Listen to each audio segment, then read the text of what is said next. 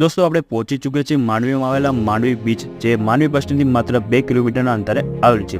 અહીંયા એન્ટ્રી કરવા માટે કોઈ પણ જાતનો ચાર્જ લેવામાં આવતો નથી અને ગુજરાતના બેસ્ટ બીચોમાંથી આ એક બેસ્ટ બીચ છે. અહીંયા લોકરની સુવિધા મળી જશે તો તમારો સામાન તમે અહીંયા લોકરમાં મૂકી શકો છો.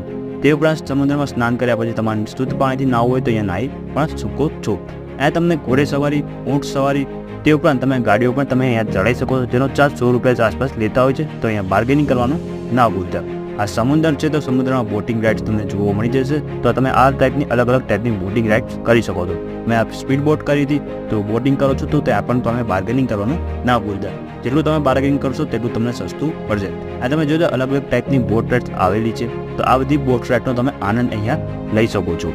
આ ફુગાવાળી રાઇડ્સ તમે જોઈ રહ્યા છો. દોસ્તો આવી રાઇડ્સનો આનંદ લેવા તમે માંડવી બીચ આવી રહ્યા છો કે નહીં, કમેન્ટ કરીને મને જરૂર બતાવજો.